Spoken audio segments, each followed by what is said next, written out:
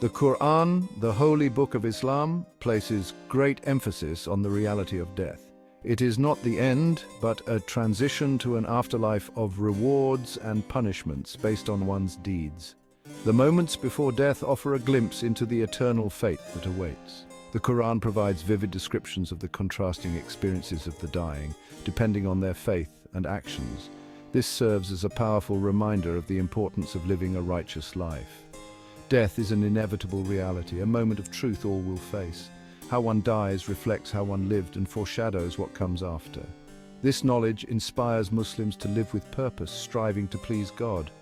The descriptions of death in the Qur'an are symbolic representations of spiritual states. For those who have lived a life of faith and good deeds, the Qur'an paints a picture of peace and tranquility in their final moments. Surah Fussilat verses 30 to 32 beautifully captures this state of serenity. Those who say, "Our Lord is Allah," and then remain steadfast, the angels will descend upon them, saying, "Fear not nor grieve, but receive good tidings of paradise which you were promised." These verses offer solace and assurance to believers, emphasizing that death is not the end, but a homecoming to eternal bliss. The righteous are promised a smooth and painless transition, met by angels who greet them with words of comfort. The peace experienced by the righteous stems from their unwavering faith in God. They have lived their lives according to His will, facing death with a clear conscience. The Qur'an's description of a peaceful death for the righteous serves as a source of comfort and inspiration for Muslims. By living a life of faith and good deeds, they can face death with dignity and peace of mind. The role of angels during the death of a believer is particularly comforting in Islamic teachings. Angels are seen as pure and divine messengers acting as intermediaries between God and humanity. Their presence at the time of death signifies God's mercy and compassion, reassuring the dying believer. The Qur'an describes angels as gentle and reassuring beings who guide the soul towards its eternal destination.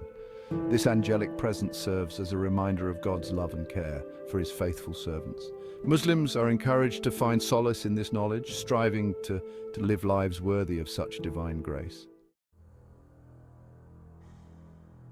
In stark contrast to the peaceful departure of the righteous, the Qur'an depicts the death of the unrighteous as a terrifying and agonizing experience. Those who have rejected faith and lived a life of sin are consumed by fear and regret. Surah Al-Anfal, verse 50, vividly portrays their state. "And if you could but see when the angels take the souls of those who disbelieved, they will strike their faces and their backs and say, 'Taste the punishment of the burning fire.'" These verses illustrate the anguish and despair that grip the wicked as they approach death. They are confronted with the consequences of their actions and overwhelmed by the realization that they have wasted their lives. The torment experienced by the unrighteous is primarily spiritual, stemming from their separation from God's mercy. The Qur'an's depiction of the unrighteous's death serves as a stark warning.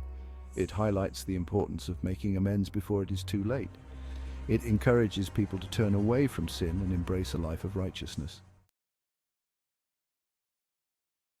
The Qur'an further emphasizes the torment of the unrighteous by describing the agony they experience after death. Surah Al-Waqi'ah, verses 92 to 94, states, "But if he was of those who denied the truth and paid no heed to our warning, this will be his reward, to be scorched by the flames of hell." This vivid imagery of being scorched by the flames of hell is a powerful deterrent against wrongdoing.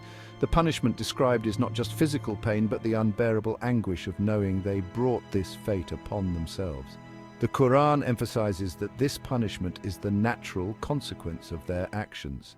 Just as a seed sown in fertile ground yields a bountiful harvest, so too does a life of sin lead to suffering.